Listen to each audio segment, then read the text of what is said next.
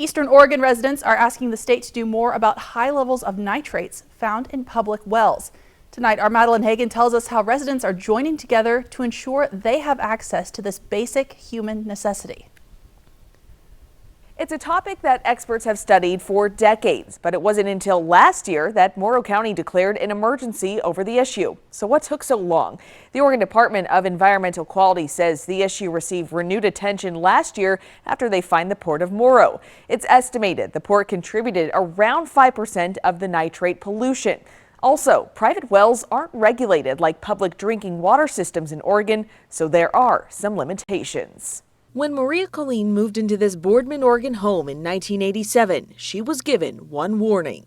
Solamente me dijeron, no pueden tomar el All they agua. told me was, you can't drink the water, but they didn't explain why. That's all they told us. Up until now, Maria and her family used the water for things like cooking or brushing their teeth. It wasn't until early 2022 when they learned about testing well water for nitrates. Pero hoy sí estoy preocupada. I was worried about my health, but more importantly, I was worried about the health of my grandkids because they live here with us and they're younger, so don't really know what that means for their health long term. The EPA says water with nitrate levels over 10 milligrams per liter is unsafe. Maria's water has consistently tested 5 times over the limit. And so we didn't know what that would mean for us. Zaira Sanchez with Oregon Rural Action says she's heard many stories like Maria's. I hope I live to see the day that this gets resolved.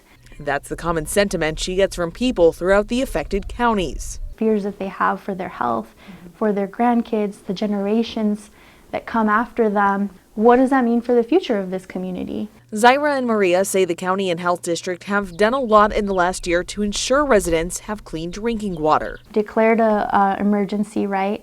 And we were able to start getting access to emergency drinking water, which is the delivery of water to people's homes if they were testing high. We saw rapid testing being done. But now they're calling upon Governor Tina Kotek to do more. We need the governor to declare that this is a public health emergency. We need access to rapid testing.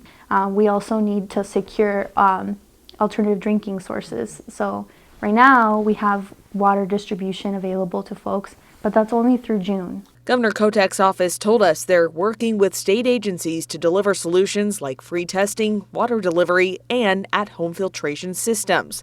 Maria was a part of a group that went to the Capitol in Salem in mid-April to raise awareness. They even conducted a nitrate test on site to show the level of contamination. For now, Maria's family relies on their rented water dispenser and a reverse osmosis system provided by the county. I've had to make a lot of changes. I have to go out of my way to go get water from the health department. The jugs that we get are pretty big, and me at my age, it's really difficult for me to be lugging those around. We also worry about constantly what that means for our health, so it does complicate things a lot more. For KVU Local News, I'm Madeleine Hagen. And Colleen's family faces a challenge when it comes to testing. They share a well with their neighbors. The pump house isn't on their property. Now, as far as state action, we do know that the Oregon Health Authority is sending out bilingual mailers about free well testing.